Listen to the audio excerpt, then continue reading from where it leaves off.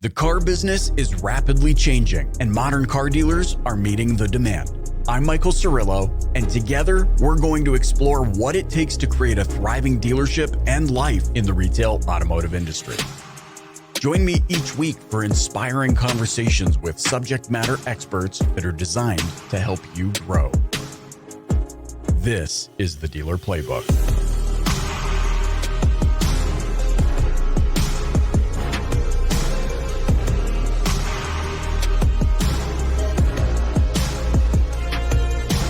Well, I've been looking forward to the return of my guest today since the last time we spoke on the podcast. He's the president and CEO of Lot Pop, an automotive tech company and consultancy that is helping dealers keep a pulse on what's happening in the market and how to adjust inventory-related processes to meet the demands.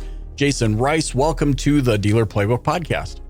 Hey, thanks for having me. Thanks for having me back, actually. Yeah, well, I mean, I felt it appropriate because, I mean, the last time we spoke, you shared how used vehicle inventory would really be the saving grace through the pandemic. And by and large, that's exactly what happened. That was absolutely true.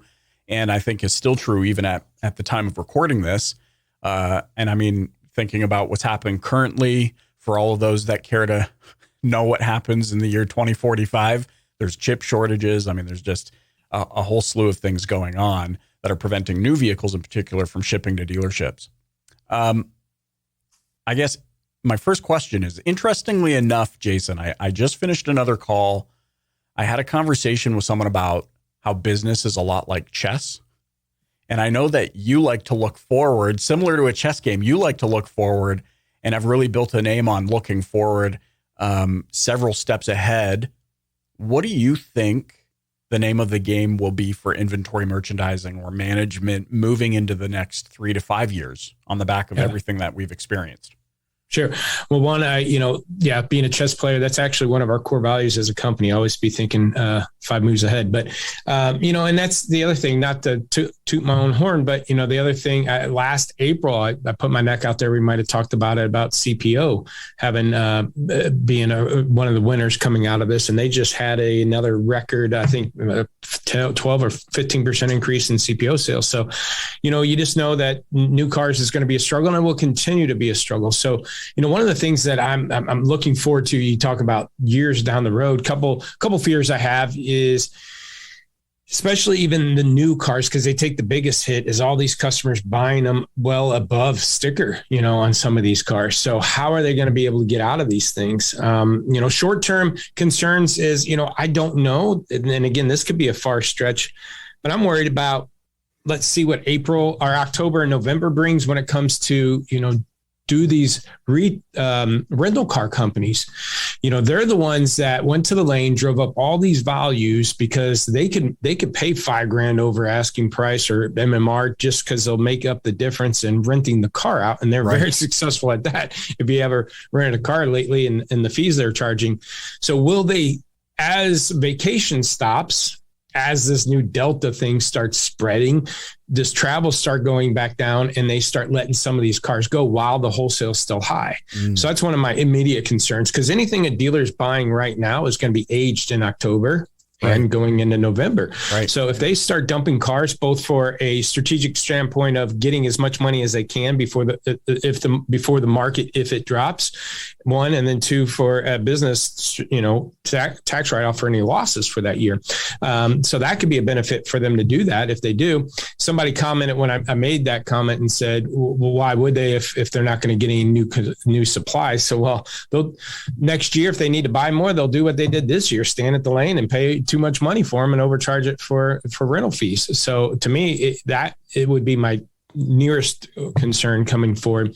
But 2-3 years down the pipe, when these people are trying to trade these cars in, what are the values going to be? What's the market going to look like? And if it goes back to any kind of normal market, they're going to take some big hits.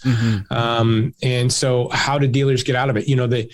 The domestics might win that battle. And I say that because they tend to have higher rebates, $3,000, $5,000, $8,000, $10,000 rebates I've seen at one point in time on some cars. And those type of rebates might help some of these people get them buried where, the Hondas and the Toyotas of the world don't really run too big of incentives. Right. So that might be a big shift.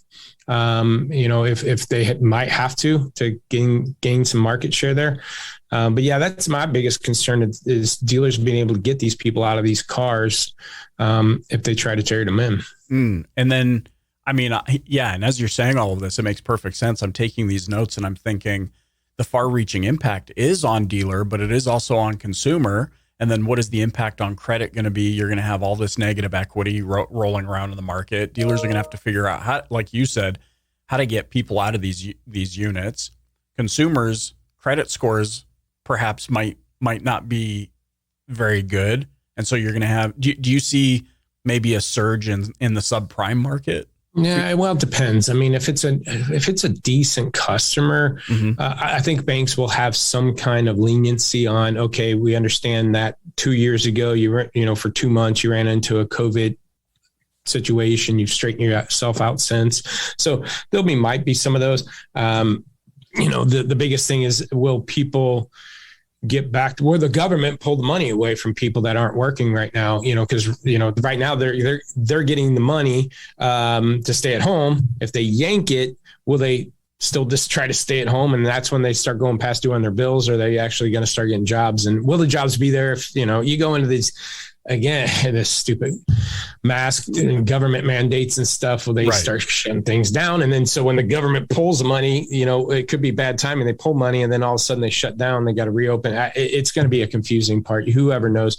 But, I'm liking the prospect of the fact that I don't think they'll shut things back down. I'll think they, force these mask mandates, force people back to, and then hopefully they yank the money away and get people back into work. And I think that stimulates the economy, keeps better people in the credit situation. The housing market's something to be scared about. That affected, obviously, the 2008 recession, which a lot of dealers had to deal with and lost a lot of sales that way, is the housing market crunch. So I've started seeing that foreclosure, but I think the government extended those things out to where they can't, start yanking houses out from underneath people. So whenever that happens, which I don't know if it will here in the near future with this new COVID variant coming out there, that we have to worry about that. I think credit should be okay, or at least enough to where banks will have some leniency unless people have, true foreclosures and repos and stuff. Yeah. It's tough for any company to do that right now. So yeah, that makes total sense. Now, side note, have you seen historically where when housing is kind of unaffordable that vehicle sales increase and vice versa? Like when people can afford houses, they tend not to buy vehicles? When they can afford a house, they don't buy vehicles? Right. No, that's the other thing. It's just overall inflation. I don't know if it's the buying the big stuff. It's the daily stuff. If their gas, goes up from, I was just noticing it's over $3 a gallon now. And I remember when I got the 4, right? And so, those are the types.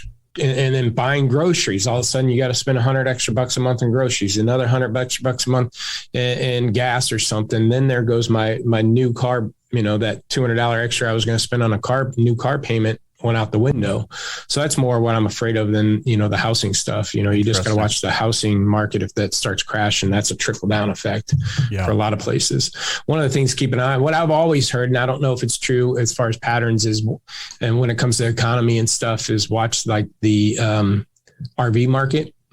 Because, that's slush funds, people don't buy an RV if they're struggling money wise, but if they're doing good, RV sales have been great, but let's see what happens going in. But they're always going to slow down in the winter months. So let's see what happens next spring. Yeah, I always gauge it off of what kind of clothes is the RV dealer wearing now. If he's transitioning out of cargo shorts and a Hawaiian shirt to something a little less formal, then we got a problem. This is really interesting because it's to me, I'm fascinated because traditionally, I would say historically, we tend to think in the automotive industry in a single kind of focus. It's like, I got to sell more cars. But what you're demonstrating here is, hey, there's a lot of factors that we have to consider that shape out the whole of this or the entirety of this picture. So I'm wondering, in your experience now, and even your experience that you gained prior to starting Lot Pop,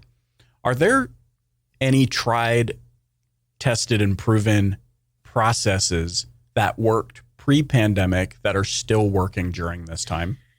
Yeah, all of our stores, experience that. The two things that we focus on is gross and volume. One is to increase your gross by selling more cars while they're fresh. Essentially, the cars were a depreciating asset. They were appreciating here in the last couple of months, but they'll go back to a depreciating asset. So as soon as you get off of it, the better. So your grosses can go up by selling cars faster. Second one was, carry what you sell what you carry. You got 100 in stock, sell 100. So during the pandemic last year, I wasn't telling people dumps cars. I was saying, hey, look at your 2-week sales cycle. Times that by 2. So if you've sold 30 cars in 2 weeks, last 2 weeks, you're on pace to sell 60 going forward, if you stay on that pace. So keep your inventory levels there. And as long as you stay clean like that, I've always said, I'd rather miss a bubble, meaning a lot of dealers, that guy that went out when everything shut down and went to the lane and bought 100 cars, he might have been a winner and end up being, the hero. And all of a sudden, but I'd rather miss that bubble than get caught in it when it pops, right? All of a sudden, if the market popped on him and he's stuck with these 100 cars that just went down $2,000 in value, that's the dealer I don't want to be. I'll miss that bubble, that 3-month window and keep my inventory clean the rest of the year. So, you always want to carry. So, the two phases of pandemic, one was that volume thing. The first phase is dealers learned that they could sell 100 with only 70 in stock. They always thought they had 150 to sell 100. All of a sudden, they knew and they had the ability to do it. And a lot of them did it with short staff. The second phase was the gross. All of a sudden, these dealers are paying so much money for these cars, but yet their gross profit has never been higher.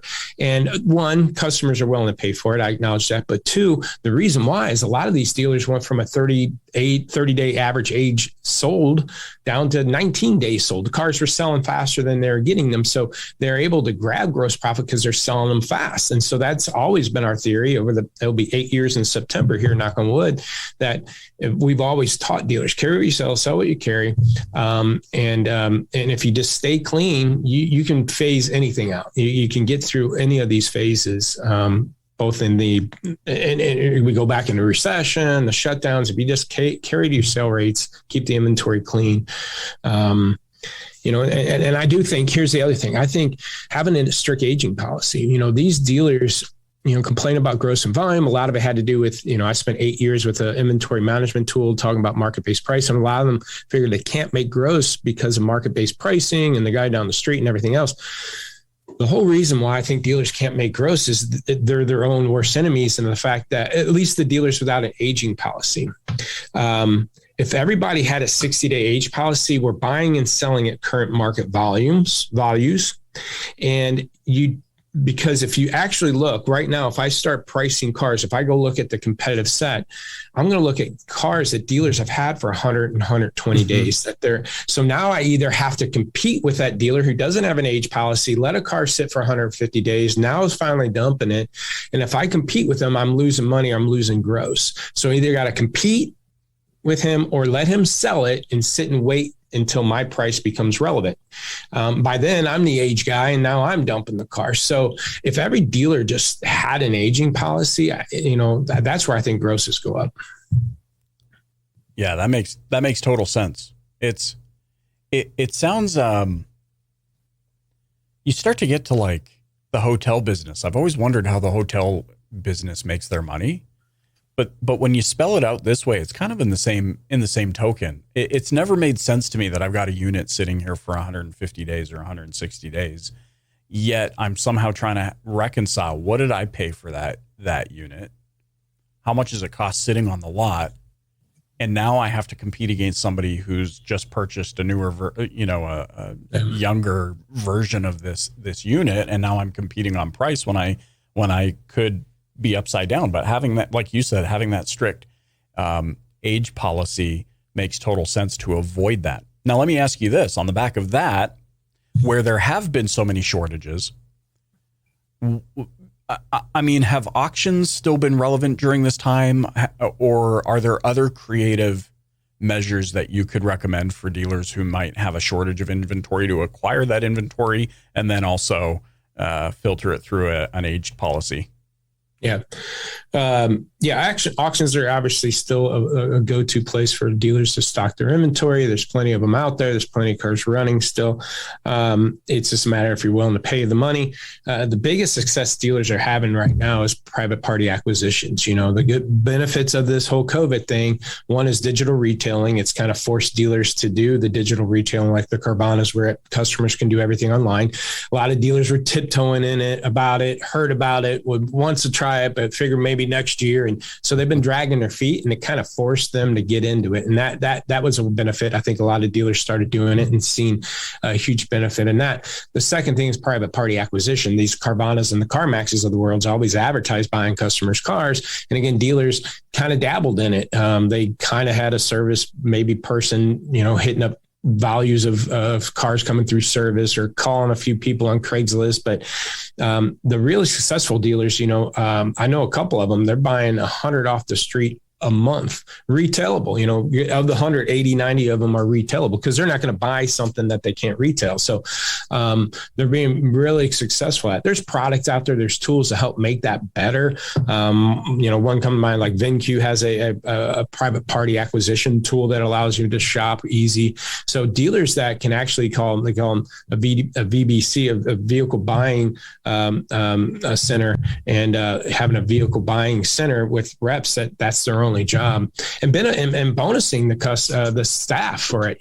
Some dealers just say, hey, we'll give you $100 or $200 if you help us buy a car from your friend or your family or service. Well, these dealers that are successful are paying up to $500 because it's still cheaper than transportation and auction fees. And so when it takes just as much work to call, email, hunt the customer down, set an appointment, get them in, appraise the car, as it does selling a car, why wouldn't you commission it just as much? So how do you think that plays into, with the success of that, which is what you just said is exactly what I was thinking would be the case with private party acquisition. How do you see that factoring into this whole auction sphere where they're realizing, holy crap, I don't have to pay buyer fees and seller fees and all of transportation fees? Do you see a potential phasing out of auctions, or are you getting a hint that auctions are shifting their model, moving into this new phase of the business? Yeah, they're shifting it. I mean, I think it was ADESA that announced that we're not going to do any more physical auctions, but I think they backtracked out of that. But that was their goal. Obviously, it saves them a ton of money. Now, the Manheims of the world are going to be stuck with a lot of real estate that, if they decide to go virtual. I mean, obviously, you still got to run the cars, service them, photo them and stuff, but do they need all that real estate to do that? Yeah, I mean, you also have the things like the ACBs of the worlds that allow dealer-to-dealer transactions versus wholesale versus going to the lane. More and more used car managers are getting used to buying online. So buying it online from a consumer or from ACV or from other dealer-to-dealer acquisition tools are going to be more appealing up until those become the big guys and they start upping their fees more, eventually. Right now they're staying cheaper than auction as a business proposal, but once that maybe fades away, then the fees are going to be back to there. So I think dealers always got to stay ahead of that curve, and, buying straight from the consumer. Trades are easier to sell, better gross profit, less likely to age. So local cars, locally serviced, has a better story to it than, a rental car you got from Manheim, Pennsylvania. Right. But, that's where dealers always just got to stay ahead. But again, the auctions, they got the relationships with the OEMs and the rental car companies and the banks and stuff where they're gonna run their units through. You can't, a bank's not, again, maybe they do, I don't know, but a bank or OEM they're not going to be listing, I would think, on these dealer-to-dealer acquisition tools. So there's still going to be a need for the wholesale lane. Yeah. It's interesting you brought up Carvana as well in their process. I feel like there's always been two camps as far as these incumbent tech companies, right? So you got the Carvanas, the Rooms, Canada Drives, like all of these different companies.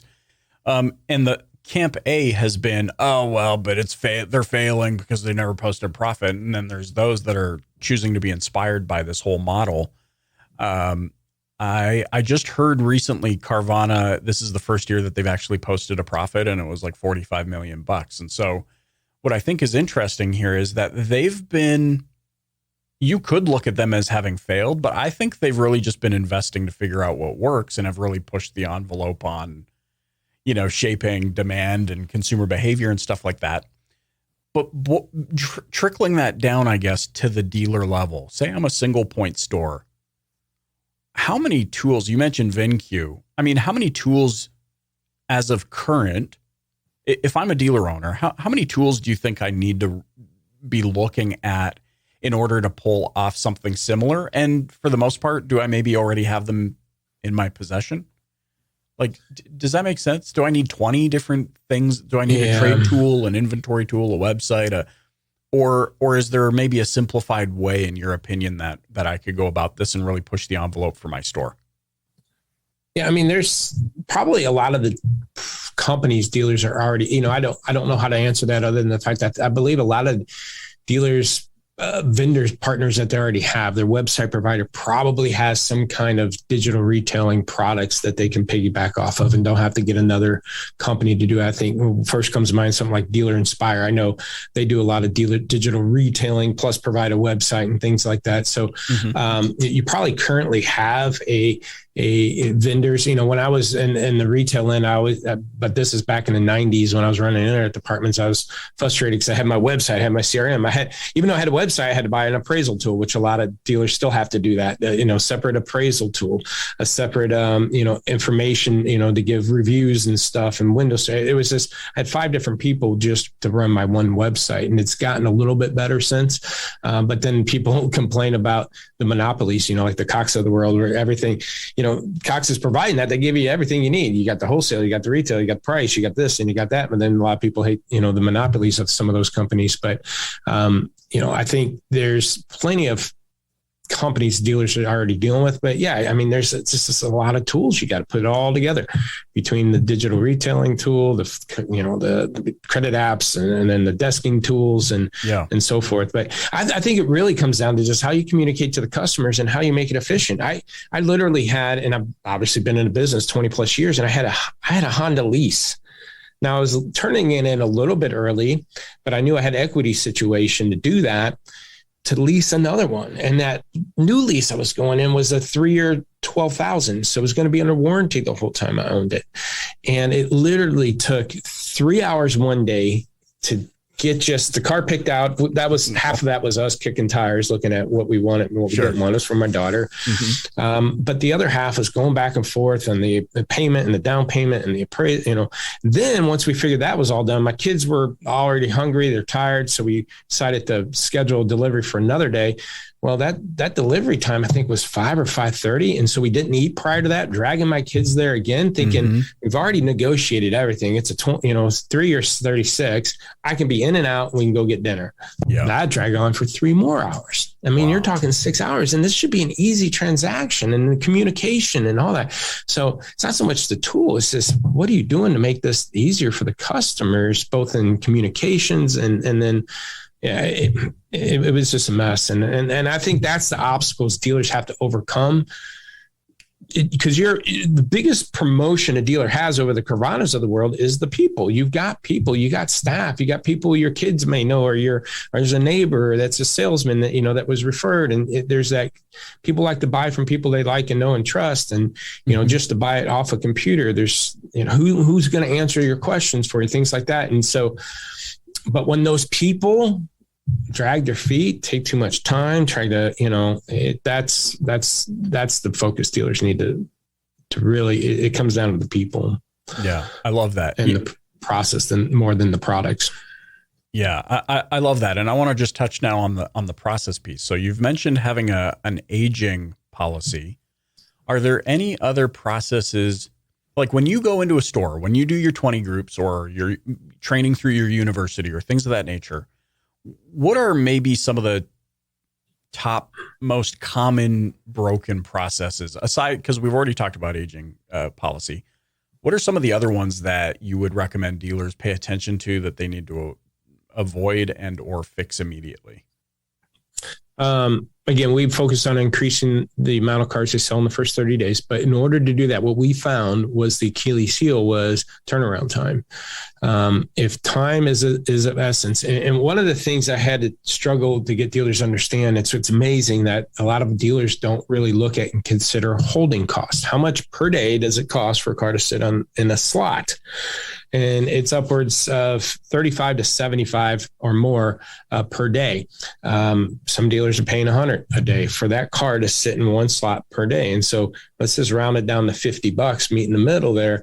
At $50 times 4 days of that car not getting through service, it's a $200 expense.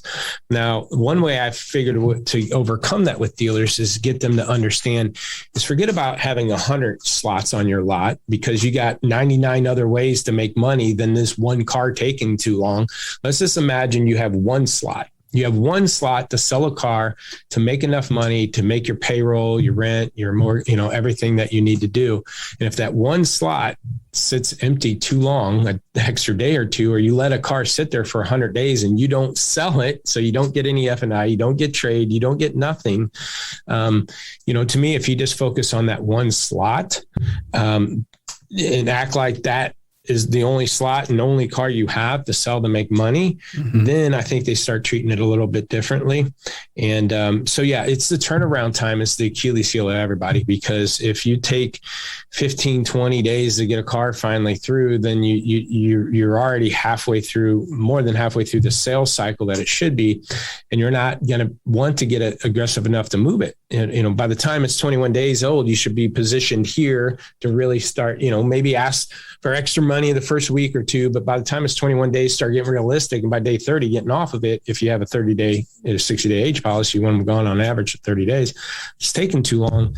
You're going to drag that on, and dealer, you're just going to continue to have a bleed through and aging, and you might not have an aging problem because you'll blow it out by day 45 or day 50 or day 60 because you have an aging policy, but you're not maximizing gross. And this makes me think about how long it actually takes to merchandise that unit, because sometimes we know they come in and then we drag our heels on taking photos, maybe reconditioning, like all of that kind of stuff. And so it's just sitting there. And then what happens on the website is you get a piece of inventory sitting there with no photos, with nothing, because we think that that's going to do something. And so now we're not merchandising properly, plus compounded on top of it, just sitting in the slot for way too long. That's actually really interesting. I've never thought about it in those terms to that degree.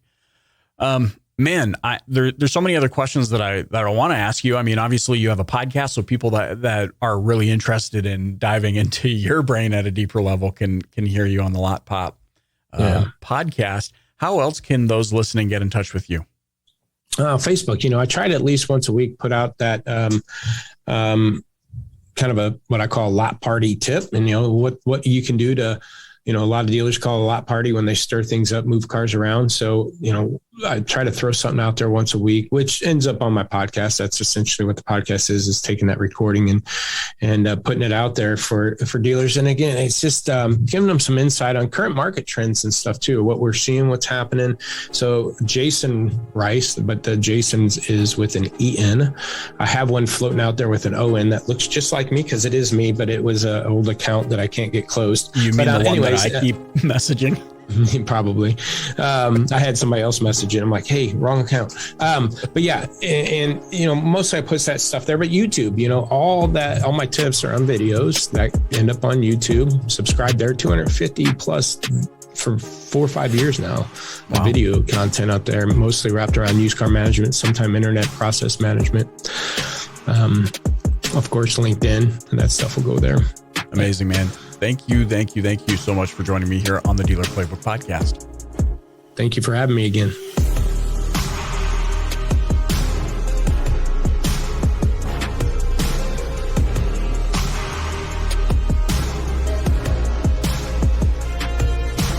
I'm Michael Cirillo, and you've been listening to the Dealer Playbook podcast. If you haven't yet, please click the subscribe button wherever you're listening right now. Leave a rating or review and share it with a colleague. Thanks for listening.